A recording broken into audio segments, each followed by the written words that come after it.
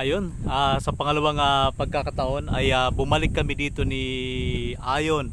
So itong lugar na ito po yung pinakamayaman na isla noon nung mga 1980s.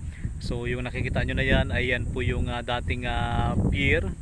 At naipakita na natin to sa ating unang video dahil marami nga po ang nag-request na magkaroon ng part 2 para maipakita natin yung kabuuang isla, kasi nung nakaraan hindi kami nakaikot sa kabuuang isla. Ngayon ipapakita namin sa inyo, kaya antabay lang at iikutin namin gamit yung bangka ang buong isla. So ang isla po na ito para po sa kapatiran ng lahat at sa hindi pa nakapanood ng part 1 ng video na to, dito po noon namamalagi si Elizalde. Si Elizalde, siya po yung namamahala sa tinatawag na Panamin o yung Prime Minister. Siya yung mga namamahala noon sa mga katutubo. So ito po nga isla na ito ay dito po nakatira dati si Elizalde, ang katiwala ni Pangulong Ferdinand Marcos, dahil napakaganda po nung unang panahon ng isla po na ito.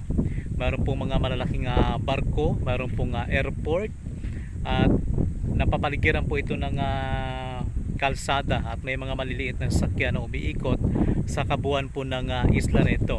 So ngayon nandito kami para hanapin natin yung mga bakas man lang ng airport o kung mayroon pa tayong makita na iba pang mga establishmento kahit bakas lang, para maipakita natin sa inyo. So ayun naman po yung abandonadong barko na naipakita na rin natin sa inyo nung mga nakaraan. So matapos po naming maipalabas sa inyo ay marami po yung mga nagkwento sa amin tungkol po sa isla na ito, na noong unang panahon daw ay dinadala dito sa isla ang maraming mga tao, tapos nagkakaroon ng kasiyahan, libre po yung sinihan, libre yung pagkain at mayroon pong mga sayawan. At sa lugar daw po na ito ay napakaraming usa. So maghahanap kami ni Ayon mamaya kung meron din tayong makita na mga usa. At noon daw si Elizalde ay merong alagang mga leon. So yun po yung totoo, marami pong mga nagkwento. At ang sabi nga ng iba na kung bakit nag-stay dito si Elizalde ay dahil nga daw po sa kayamanan. So hindi natin alam kung yun ba ay totoo or hindi. Basta yun lang po yung kwento-kwento ng mga nakakausap natin, na mga nakapanood ng ating unang vlog tungkol po sa lugar po na ito. Ito po ay Isla Buyayaw na matatagpuan dito sa Barangay San Roque, Bulalakaw, Oriental, Mindoro. Napakaganda po ng isla na ito, puting-puti yung buhangin, malinaw po yung tubig dagat at sobrang napakalinis. Dinarayo po siya ng maraming mga turista. So ngayon ang una siguro namin papuntahan ni Ayon ay doon sa itaas. Hanapin natin kung saan banda yung sinasabi nila na airport at saka yung mga opisina dati ni Elizalde. Tsaka yung damo ng Bermuda, no? Pero Bermuda yung mga damo, pero namatay na dahil sa sobrang init ng panahon. Siguro maghanap na lang kami ng daan ni Ayon kung saan kami pwedeng dumaan.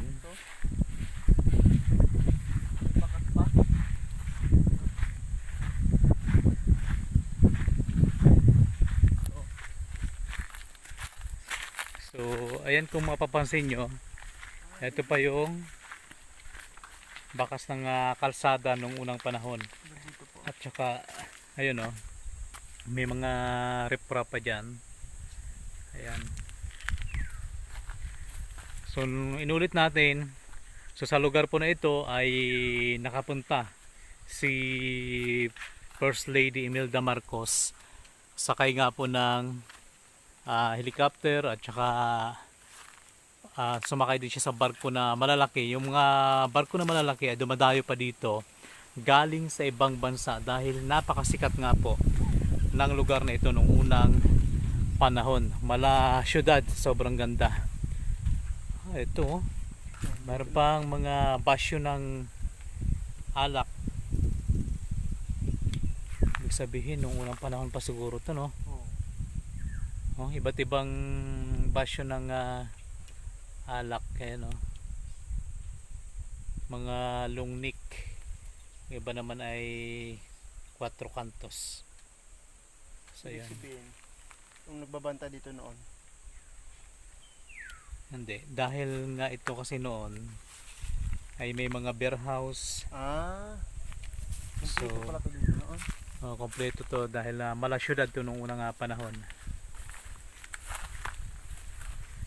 Maraming salamat nga pala sa ating mga organic viewers, organic subscribers na patuloy na tumatangkilik ng ating YouTube channel, Mindoro Viners TV. At sa mga hindi pa po nakapag-subscribe, pasuyo naman po, subscribe na po kayo at maraming salamat dahil patuloy po kayo na naandyan. So dito po, mayroon po tayong makikita na bakas ng pinagtayuan ng building. Pero kapansin-pansin yung mga bato dito ay may mga riprap yung yan, Salamsan, no? nakasalansan. So ibig sabihin, isa ito sa mga building o ginawang building ng panahon na may mga restaurant daw dito noon, may mga bar at saka parang mga hotel na kapag dumating yung mga bisita ay dito po dinadala.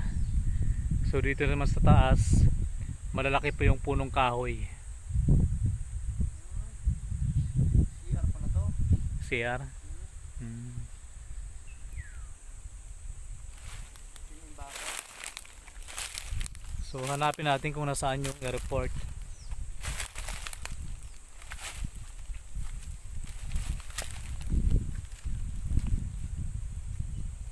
Tara.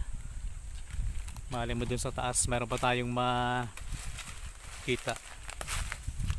Papunta kami dun sa itaas ngayon.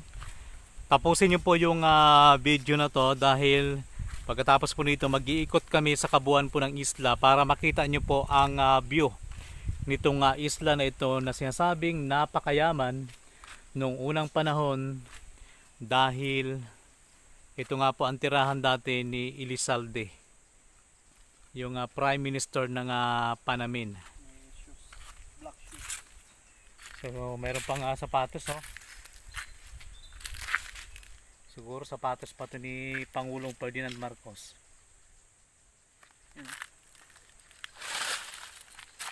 Pusak-pusak. Talagang Mamahalin, na to. mamahalin ng Oo. sapatos yan noong unang panahon. Baklas yan. Ay, ayun, oh. Malaki nga. Ihagdan to. Oo, sira-sira na yung hagdan pero makikita mo naman yung bakas. Malaki yung building na yan, oh. Ayun. Papunta doon.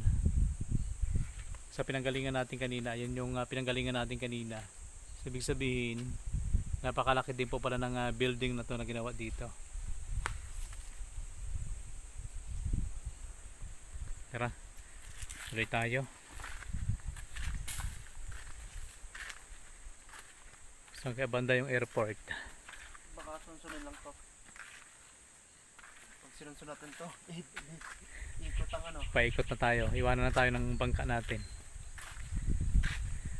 Yun, maraming salamat din nga pala sa ating driver ng bangka, kay Mark Manuel at kay Marjo Mangaw. Maraming salamat sa pag-drive sa amin. Anong klaseng prutas to? You know?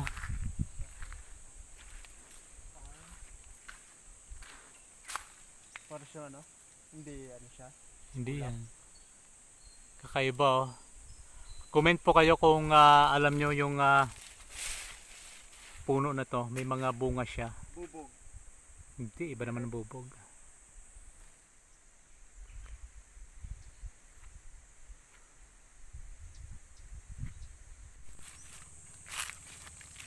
So tuloy-tuloy tayo. Pataas na.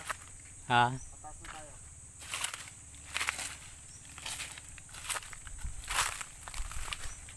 Pero yung kanyang kalsada napakatibay, oh. Yan, gawa talaga nung unang panahon.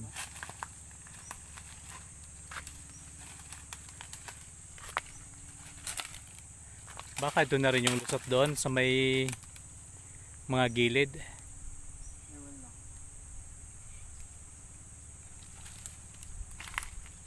Mahal na rin dun oh.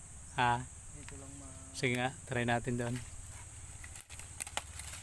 Hinahanap kasi namin yung sinasabi nilang airport nung unang panahon. Tapos, malay nyo, makatagpo pa tayo ngayon ng mga usa dahil sabi nila hanggang ngayon ay napakaraming usa sa lugar na to. Hindi lang natin alam kung hanggang ngayon ba ay buhay pa yung mga leon na inalagaan ni Elizalde noong unang panahon.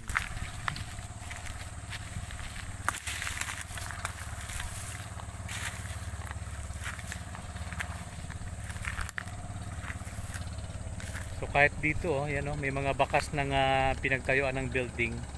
Ayun.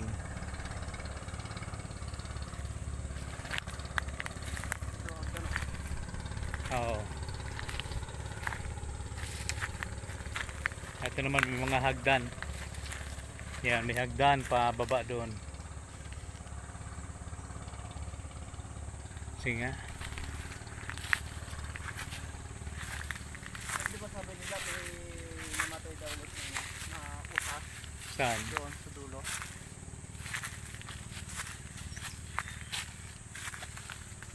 So, ibig sabihin hanggang ngayon marami pa rin usa. Oo.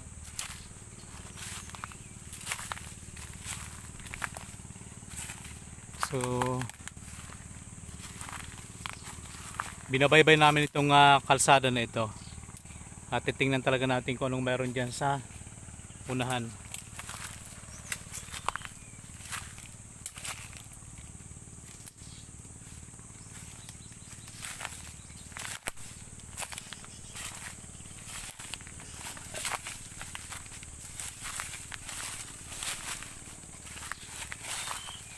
Ang kagandahan sa lugar na to ay napaka buhay na buhay pa yung kabundukan, maraming punong kahoy at walang may mga nagkakaingin, kaya malalaki yung punong kahoy.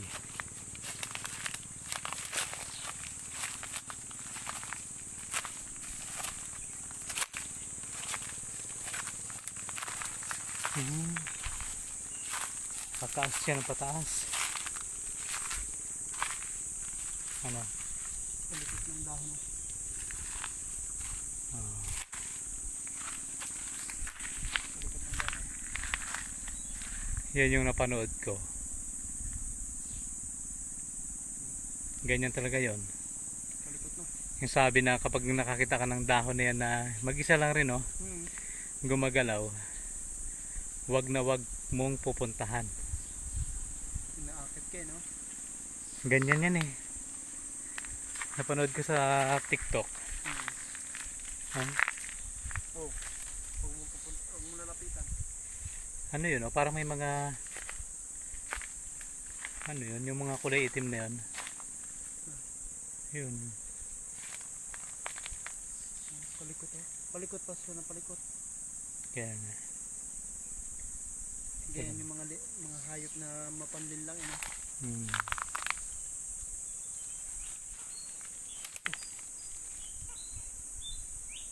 Kinakatakutan na direct.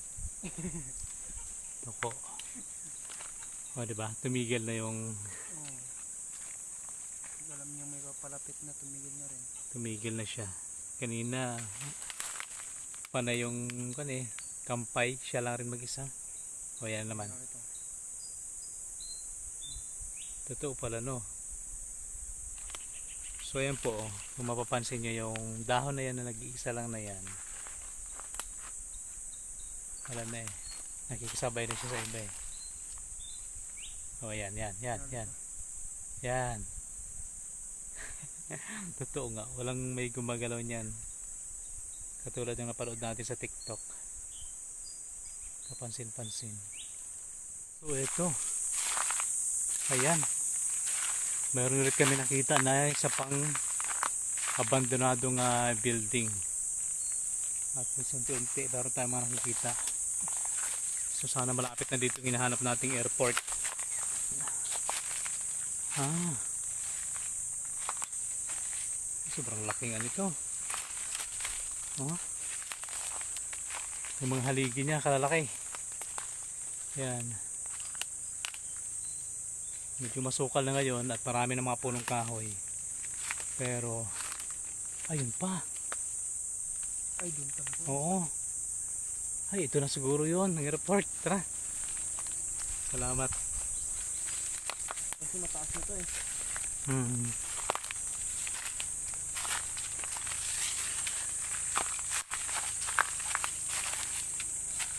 So yan, nandito na kami ngayon sa pinaka tuktok ng bundok. At eto na yung mga nakita namin. Ha? Oh, kulay green. Ayan. Yan yung mga abandonadong building o struktura. Ah, ayun. Yun naman pinakamalaki yun, oh.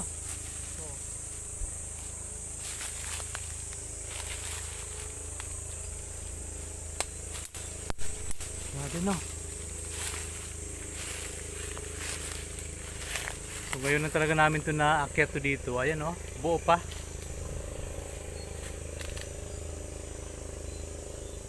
Medyo masukal nga lang. Rinig pa dito yung mga bangka.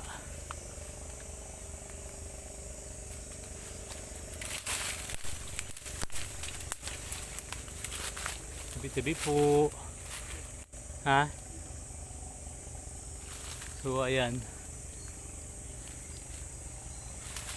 Ito ay napakalaking building to nung unang panahon.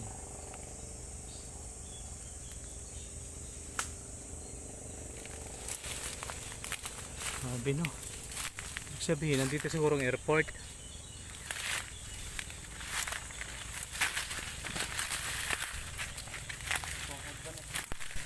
Hmm. Ito ang hagdan. Ito. Ah. Ayun. Ayun, no. Lawak nga. Oh, ito yung hotel.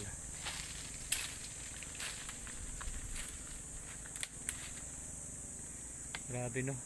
Hindi mo talaga akalain na sa gitna ng kabundukan na ito. Nung unang panahon ay sobrang ganda at napakalalaki ng mga building, mayroong airport, syudad. Dahil kapag gabi to dito ay nagliliwanag, mayroon pong malaking sinihan. O dito na yung sinihan. Baka dito, malaki oh. Ang ganda no. Oo. Lawak eh. Hanggang doon pa yun, oh. Kasi nung unang panahon, mayroon daw po dito nga sinihan. May mga hotel, may mga restaurant. Yung mga tao pumunta po dito, yung mga galing dyan sa mainland, dinadala dito ni Elizalde para manood ng sine, kumain. Libre daw po yung kanin at ulam noon. Dito kapag pumunta ka, marami daw po mga supply pati ng mga pagkain. So ayun, salamat po at nakita natin. Ngayon, samahan nyo pa kami at ating iikutin ang buong isla para makita natin yung ganda nito at ang view ng isla ng Buyayaw. So ayan, pababa na kami. Ako din pala. So yun, bababa po kami. Dito pala mayroon pa ring hagdan. Oo. Pababa doon sa may playa. Kaya nga. Ibig sabihin, matibay talaga yung istruktura nila noon, no? Ay, di kasi na. Mamaya-maya na siguro. Yan, dito tayo daan. Talagang pulido yung pagkagawa, eh, oh. Tapos yung pinakasiminto, talagang matigas. Yan, dito, sira-sira na rin. Yan. Dahil nabagsakan na siya ng malaking puno, eh. Kaya nasira yung hagdan. Yun, tingnan mo. Ano? Ano yan? Banga. Uy, ano? Yan po. Baha. Ito. Kapal na. Oo. Mabigat pati. Ibig sabihin talaga, maraming kayamanan to dito nung unang panahon.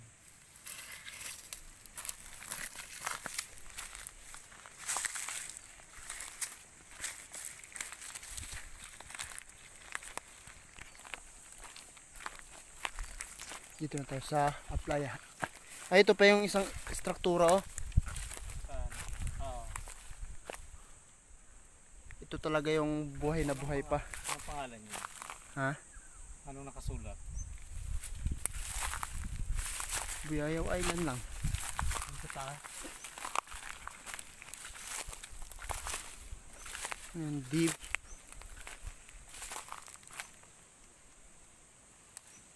Malabo na eh. Ay! Ito ang pinaka airport. So ito na yung abandonadong barko na ipinalabas na rin natin noon.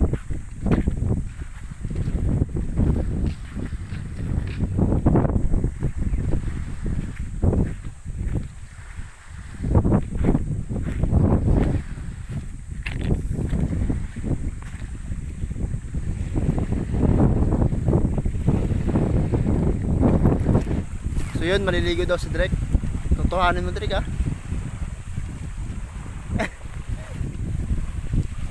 Yun, maliligo na si Drake.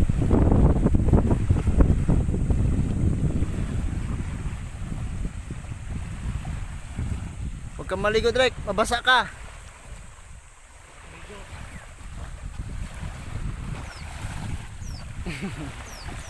Yan na. Sarap maligo.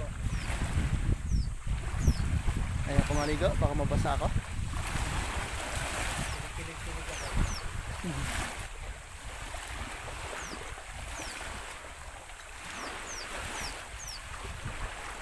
Ganda dito magmuni-muni. Ligo dito. Tapos ito yung makikita mo. Yan, ganyang tanawin. Malinaw yung dagat.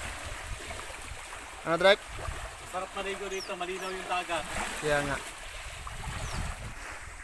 Ikaw naman yun, ligo ka. Hindi ako maliligo. Nakaligo na ako eh. So ito yung abandonadong barko na ipinakita na natin sa inyo noon.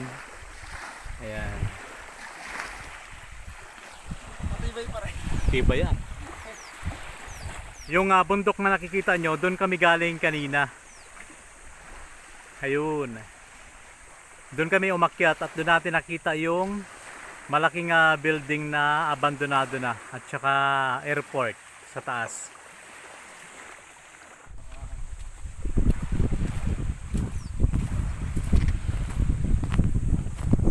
Sobrang ganda talaga, no? Kung malapit lang to sa amin, kunin ko talaga to. Ayusin ko. Pilit pa yan. Pwede pa talaga yan. Puti ang buhangin. Ha? Puti ang buhangin. Oo.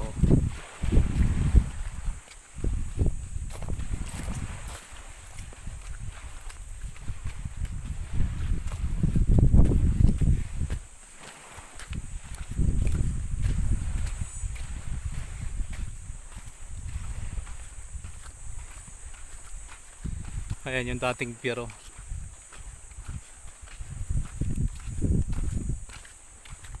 Nakapa yan dati, no? Oo.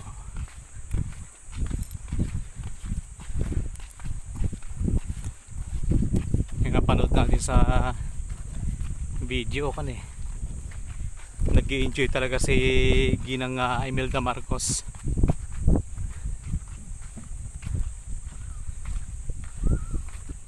So ngayon ay sasakay na kami sa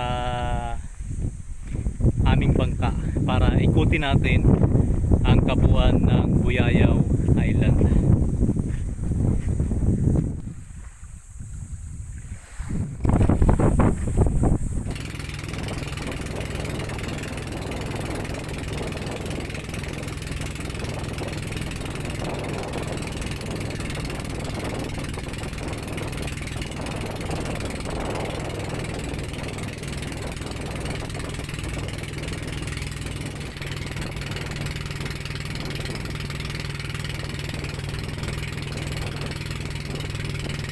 Dito kami ngayon sa Buyayaw, San Roque, Bulalakaw, Oriental, Mindoro. Kahit malakas yung alon, ay sinikap natin na makarating dito. Yan.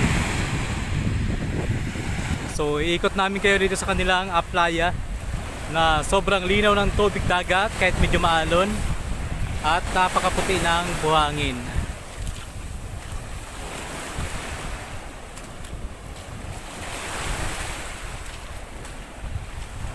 Kasama ko si Ayon. Si Mark ay merong pasok. Ha?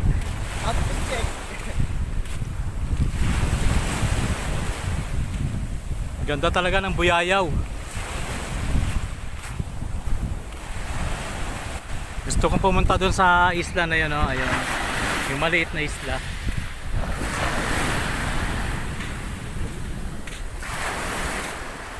Kaya pala walang mga bangka dito ngayon, no? Malakas. Malakas. Para kaming nasa isla ng Boracay. Sobrang ganda.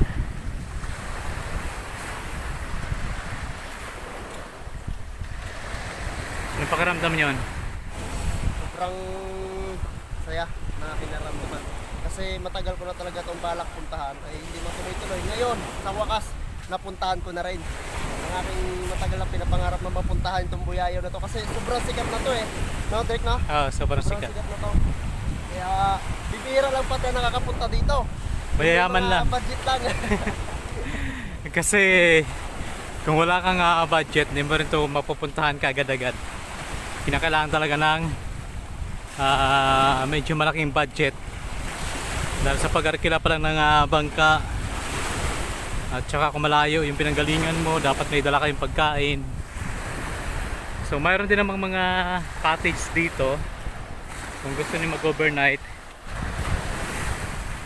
Ang ganda ng buhangin, no? Puting-puti.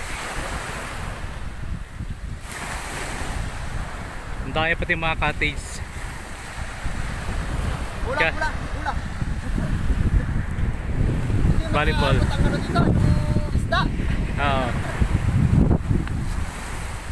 So vitamin C. Vitamin aso. Yeah. Sumusunod sa aming aso. Ayun. Yung aming tour guide aso.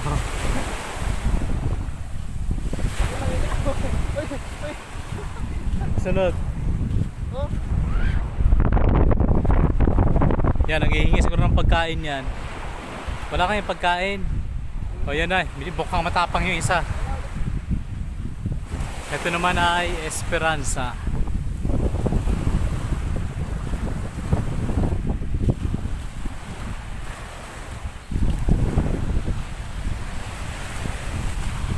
Ang bait ng tour guide namin, oh. Dalawa na sila. Malaki. Babait ng mga aso dito, ah. Napalaki ng maayos. Oo. Ito ang hinahanap. Kaya gusto ko pumunta sa Buyayaw. Ito yung hinahanap ko.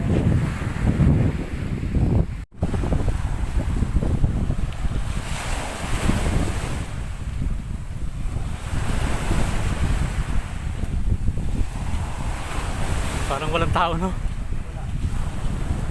Madalang lang yung bisita. Kami lang yata ang bisita. Ang linis ng dagat. Ay ng dagat. Dito pala may crystal food eh. Oo. Ang linis ng buhangin. Kaya lang, yung crystal boat na yan, pangkalma lang. Oo. Gusto ko tumawid yan, no? Sige. Video kita. Malalim kaya yan. Kaya nga.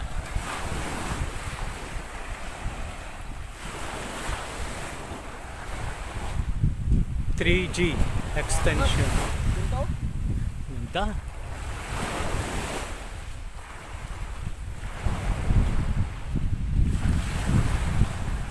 Galing.